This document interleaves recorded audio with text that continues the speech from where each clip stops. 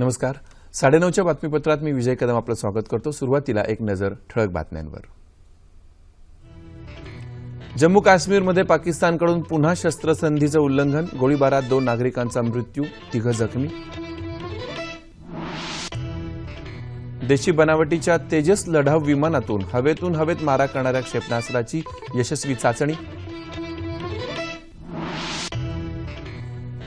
पीसीव्ही या नव्या न्यूमोनिया लसीचा केंद्रीय आरोग्य मंत्री जे.पी. नड्डा यांच्या हस्ते शुभारंभ.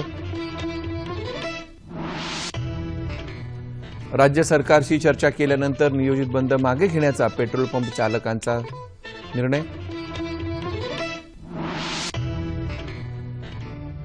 ताडोबा अंधारी व्याघ्र अभयारण्यात झालेल्या गणनेत 62 वाघ दिसून आले.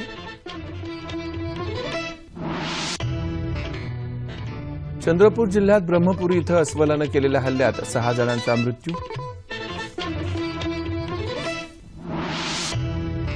आणि आशियाई अजिंक्यपद कुस्ती स्पर्धेत बजरंग पुनियानं भारताला मिळवून दिलं पहिलं सुवर्णपदक.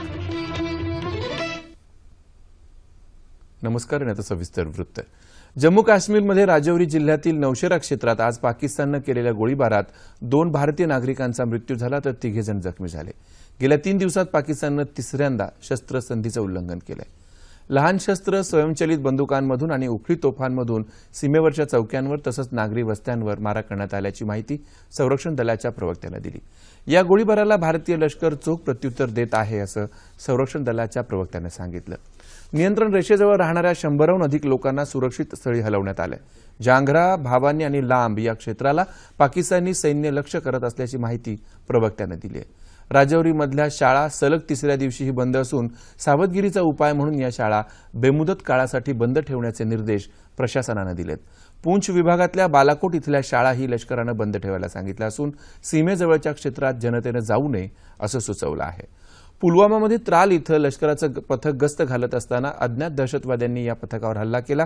लष्करानंही गोळीबार करून प्रत्युत्तर दिलं.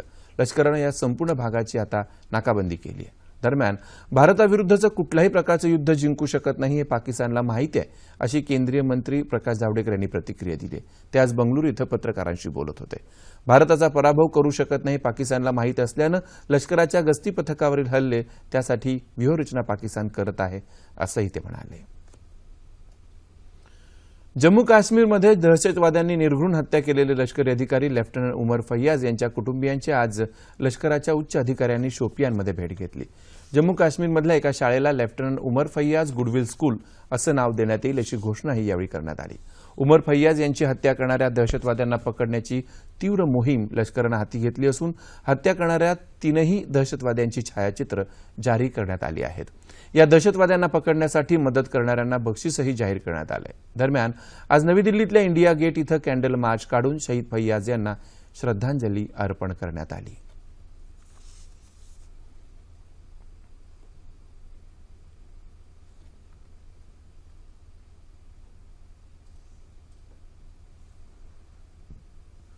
वजनानं हलक्या असलेल्या संपूर्णपणे देशी बनावटीच्या तेजस या लढाऊ विमानातून हवेतून हवेत मारा करणाऱ्या क्षेपणास्त्राची यशस्वी चाचणी घेण्यात आली. ओदिशामध्ये चंडीपूर इथं ही चाचणी घेण्यात आली. यावेळी या विमानातून सोडलेल्या क्षेपणास्त्रानं दूर अंतरावर असलेल्या लक्ष्याचा अचूक वेध घेतला. त्यामुळे या विमानाची मारक क्षमता आणखी वाढवण्यात यश आलंय. या विमानातल्या सर्व उपकरणांनी अचूक ताळमेळ साधत ही चाचणी यशस्वी केल्याची माहिती संरक्षण मंत्रालयाच्या सूत्रांनी दिली आहे. केंद्रीय आरोग्य आणि कुटुंब कल्याण मंत्री जे.पी. नड्डा यांनी हिमाचल प्रदेशातल्या मंडी जिल्ह्यात पीसीव्ही या नव्या न्यूमोनिया लसीचा प्रारंभ केला. न्यूमोनियाचे विविध प्रकारचे 90 विषाणू असतात आणि या विषाणूंमुळे कानात जंतू संसर्ग तसंच छातीतही जंतू संसर्ग होतो. या लसीमुळे न्यूमोनियावर नियंत्रण मिळवण्यात यश मिळेल. या लसीमुळे 13 प्रकारच्या न्यूमोनिया विषाणूंपासून संरक्षण मिळणार आहे. देशभरात सर्वसाधारण लसीकरण मोहिमेअंतर्गत ही लस देण्यात येईल. शासनाच्या महत्वाकांक्षी विकास योजनांची कामं जलद गतीनं होण्यासाठी या योजना मिशन मोडवर राबवण्याचे निर्देश मुख्यमंत्री देवेंद्र फडणवीस यांनी दिले. आज जाफराबाद इथं जालना जिल्ह्यातल्या विविध विकास कामांचा आढावा घेतला. त्याप्रसंगी ते बोलत होते.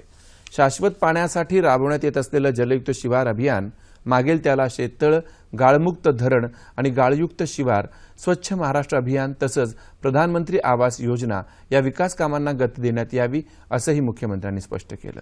जिल्ह्यातील जलयुक्त शिवार अभियानातील कामांचं पावसाळ्यापूर्वी नियोजन करण्यात यावं तसंच प्रलंबित असलेल्या शौचालयांच्या उभारणीचं काम तातडीनं पूर्ण करण्याच्या सूचना त्यांनी अधिकाऱ्यांना दिल्या. जाफराबाद तालुक्यात गटशेती करणाऱ्या शेतकऱ्यांशी मुख्यमंत्र्यांनी संवाद साधला. मुख्यमंत्री देवेंद्र फडणवीस यांनी आज उस्मानाबाद जिल्ह्याच्या दौऱ्यात विविध विकास कामांची पाहणी करून शेतकऱ्यांशी संवाद साधला. भूम तालुक्यातल्या पारडी इथं मागेल त्याला शेततळ या योजनेतल्या शेततळ्यांची, हिवरा इथं जलयुक्त शिवार, प्रधानमंत्री आवास योजनेअंतर्गत झालेल्या कामांची तसंच अर्सोली इथं मुख्यमंत्री ग्रामसडक योजनेच्या कामांची त्यांनी पाहणी केली. भूम इथं आढावा बैठकीत बोलताना मुख्यमंत्र्यांनी जलयुक्त शिवारमधल्या कामांचं पावसाळ्यापूर्वी काटेकोर नियोजन करा, कर्ज वाटपासाठी मेळावे घेऊन आराखडा तयार करून सुनियोजित कर्ज वाटप करा असे निर्देश दिले. पीक कर्ज पुनर्गठन झालेल्यांना कर्ज मिळेल याची खात्री करा. स्वच्छ महाराष्ट्र, जलयुक्त शिवार या उपक्रमांचं उद्दिष्ट पूर्ण करून आपला तालुका प्रथम क्रमांकावर राहावा यासाठी प्रयत्न करा असं आवाहन त्यांनी केलं. उस्मानाबाद इथं मुख्यमंत्र्यांसमोर कर्जमाफीची मागणी करणाऱ्या युवक काँग्रेसच्या कार्यकर्त्यांवर लाठीमार करण्यात आल्याचा काँग्रेस प्रदेशाध्यक्ष अशोक चव्हाण यांनी तीव्र शब्दात निषेध केला आहे. भाजप प्रदेशाध्यक्ष रावसाहेब दानवे यांच्या शेतकऱ्यांसंदर्भातल्या वक्तव्याच्या निषेधार्थ लोकशाही पद्धतीनं आंदोलन करणाऱ्या शेतकऱ्यांच्या मुलांना पोलिसी बळाचा वापर करून तुरुंगात डांबणं म्हणजे अघोषित आणीबाणीच असल्याची टीका त्यांनी केली आहे. अपूर्व चंद्रा समितीच्या शिफारशीनुसार पेट्रोल आणि डिझेल विक्रीमध्ये 6 महिन्यातून एकदा कमिशन वाढ व्हावी यासाठी राज्यात पेट्रोल पंप चालक संघटनेनं बंद पुकारण्याची घोषणा केली होती. पुण्यात ग्राहक संरक्षण मंत्री गिरीश बापट यांच्याशी आज झालेल्या चर्चेनंतर हा बंद मागे घेत असल्याची ग्वाही पेट्रोल पंप चालकांनी दिली. या बैठकीमध्ये पेट्रोल डीलर असोसिएशनच्या सर्व पदाधिकारी आणि सदस्यांना मी विनंती केली की आपण नियोजित संप करू नका. जर संप केला तर मेस्मा सारख्या कायद्याची अंमलबजावणी करावी लागेल.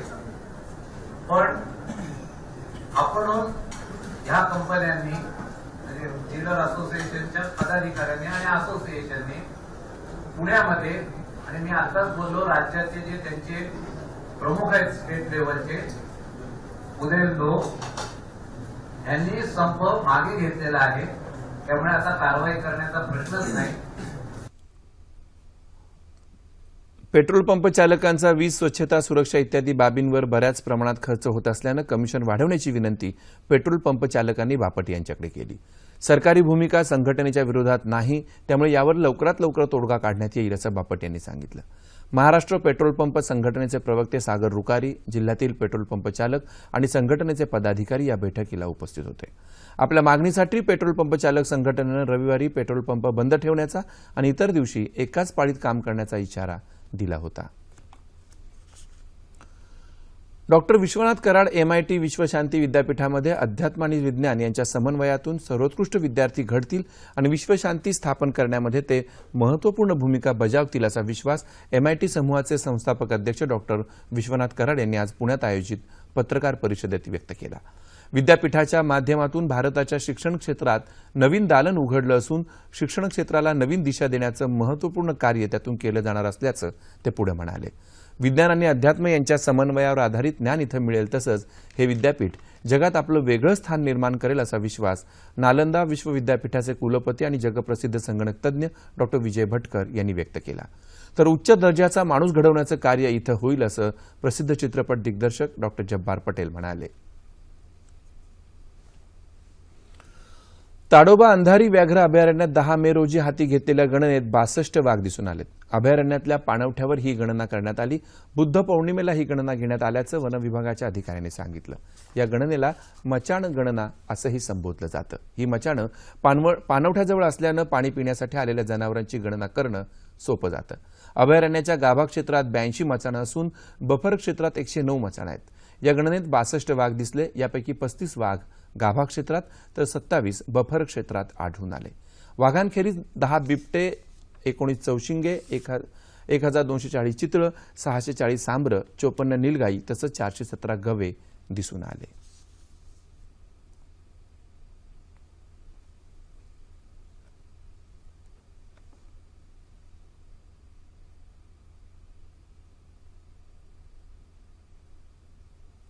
चंद्रपूर जिल्ह्यात ब्रह्मपुरी इथं आज अस्वलानं केलेल्या हल्ल्यात एकूण 6 जणांचा मृत्यू झाला। यापैकी 2घांचा मृत्यू जागेवरच झाला तर 4घांचा उपचारादरम्यान मृत्यू झाला। मृतांमध्ये 3 महिला, 2 पुरुष आणि 1 मुलाचा समावेश आहे। हल्ला केलेल्या अस्वलाला वनविभागानं गोळ्या घालून ठार केलं। तेंदूपत्ता तोडण्यासाठी हे सर्वजण आलेवाहीच्या जंगलात गेले होते, तिथं ही घटना घडली। ग्रामीण क्षेत्राच्या विकासाला प्राधान्य देण्याच्या दृष्टिकोनातून केंद्र सरकार ग्रामीण विद्युतीकरणासाठी गेल्या 3 वर्षांपासून दीनदयाळ उपाध्याय ग्रामज्योती योजना राबवते आहे। या योजनेसाठी जवळपास 43,000 कोटींची भरीव तरतूद केली होती। आज देशातील बहुसंख्य राज्यांनी ही योजना स्वीकारून त्याची प्रभावी अंमलबजावणी सुरू केल्याचं सकारात्मक चित्र दिसतंय। या योजनेमुळे होत असलेल्या विद्युतीकरणाच्या माध्यमातून ग्रामीण क्षेत्रातील कृषी, लघुउद्योग, आरोग्य आणि इतर पायाभूत सेवा सुविधांच्या सक्षमीकरणालाही चालना मिळाली आहे। योजना जाहीर करताना केंद्र सरकारनं 1000 दिवसात 18,452 गावांचं विद्युतीकरण पूर्ण करण्याचं उद्दिष्ट समोर ठेवलं। यापैकी तब्बल 13,452 गावांचं विद्युतीकरण पूर्ण झाल्याचं सरकारनं नुकतंच एका आकडेवारीतून स्पष्ट केलं आहे। एका अर्थानं योजनेची अत्यंत वेगाने आणि तितक्याच प्रभावीपणे अंमलबजावणी होत असल्याचं निश्चितपणे म्हणता येईल। आंतरराष्ट्रीय लोकसंख्या शास्त्र संस्था अभिमत विद्यापीठाचा 59वा पदवीदान समारंभ आज मुंबईत पार पडला। भारतीय वैद्यकीय संशोधन परिषदेच्या महासंचालक आणि आरोग्य संशोधन विभागाच्या सचिव सौम्या स्वामीनाथन यांच्या हस्ते 200 विद्यार्थ्यांना पदव्या प्रदान करण्यात आल्या। यावेळी आरोग्य आणि कुटुंब कल्याण मंत्रालयाच्या अन्न आणि औषध विभागाचे अपर सचिव डॉ. आर.के. वत्स उपस्थित होते। भारताच्या लोकसंख्येत उल्लेखनीय स्थैर्य आलं असून आरोग्याचा दर्जाही उंचावत आहे असं मत वत्स यांनी उपस्थित विद्यार्थ्यांशी संवाद साधताना व्यक्त केलं। सुदृढ आरोग्यासाठी स्वच्छतेचं महत्त्व विशद करत स्वच्छ भारत अभियानासंदर्भात माहितीही त्यांनी दिली। तर आरोग्य विभागाला तंत्रज्ञानाची जोड मिळाल्यास आरोग्यासंदर्भातली माहिती सहजतेनं हाताळता येईल असं मत सौम्या यांनी व्यक्त केलं। त्यांनी आरोग्यासंदर्भात राबवण्यात असलेल्या विविध धोरणांची माहिती यावेळी उपस्थितांना दिली। मुंबईतल्या लोअर परळ इथल्या महापालिकेच्या शाळेत आज शिवसेनेच्या युवा सेनेच्या शाखा क्रमांक 198 आणि सार्थ प्रतिष्ठान यांच्या वतीनं मोफत रोजगार मेळावा भरवण्यात आला। आमदार सुनील शिंदे यांनी या मेळाव्याचं उद्घाटन केलं। या मेळाव्यात 35हून अधिक कंपन्या सहभागी झाल्या असून पात्र उमेदवारांना तात्काळ नियुक्तीपत्रही देण्यात आली। 2000हून अधिक तरुण तरुणी या मेळाव्याला उपस्थित होते।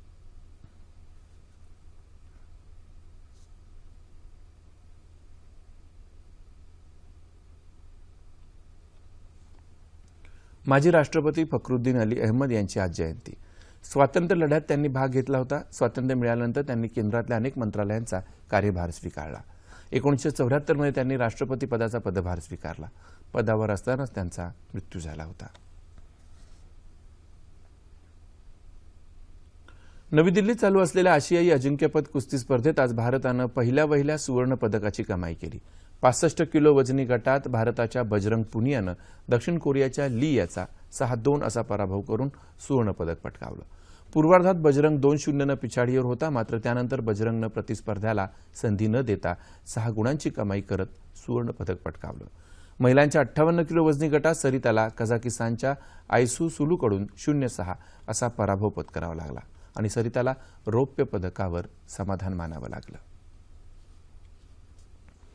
धुळे तालुक्यात काल अवकाळी पावसात झालेल्या नुकसानीची संरक्षण राज्यमंत्री डॉ. सुभाष भामरे यांनी आज पाहणी केली। या पावसामुळे शेतीचं मोठं नुकसान झालंय, याबाबतचे पंचनामे तात्काळ करावेत असे निर्देश भामरे यांनी दिले। नुकसानीचा आढावा घेऊन अहवाल देण्याच्या सूचनाही त्यांनी केल्या। या पावसानं अनेक ठिकाणी झाडं उन्मळून पडली असून विजेचे खांबही उखडले आहेत।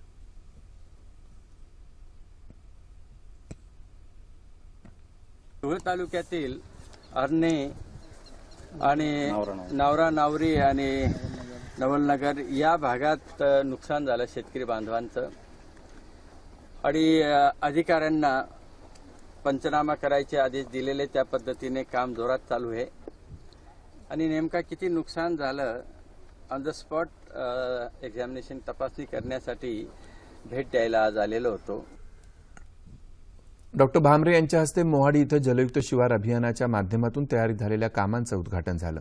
जलयुक्त शिवारच्या माध्यमातून शाश्वत शेतीकरता जलसाठा उपलब्ध होऊन शेती तसंच पिण्याच्या पाण्याचा प्रश्न मार्गी लागेल असं भामरे म्हणाले।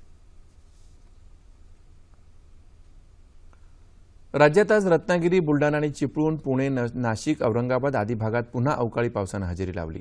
औरंगाबाद शहरात वादळी वाऱ्यासह झालेल्या पावसानं काही भागातला वीज पुरवठा खंडित झाला।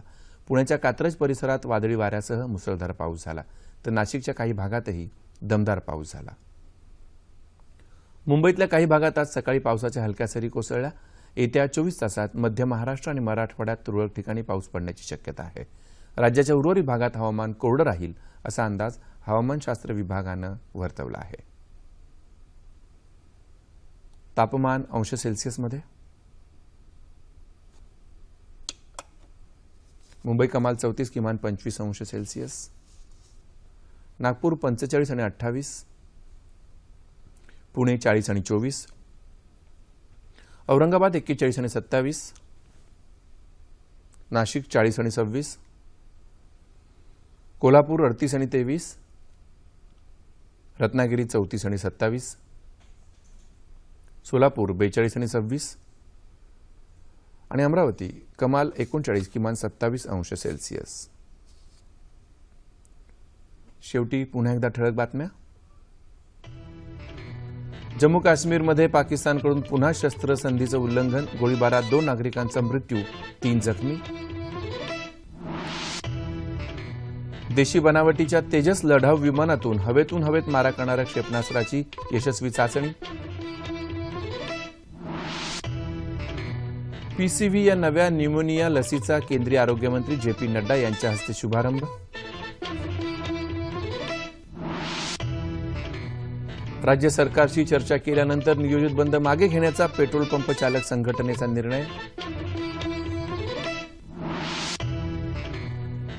ताडोबा अंधारी व्याघ्र अभयारण्यात झालेल्या गणनेत 62 वाघ दिसून आले.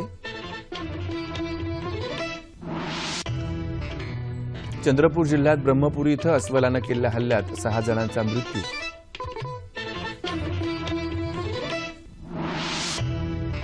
आणि आशियाई अजिंक्यपद कुस्ती स्पर्धेत बजरंग पुनियानं भारताला मिळवून दिलं पहिलं सुवर्णपदक. याबरोबरच हे बातमीपत्र संपलं. पुन्हा भेटूया उद्या सकाळी 8:30 वाजता आपल्या सह्याद्री वाहिनीवर. नमस्कार.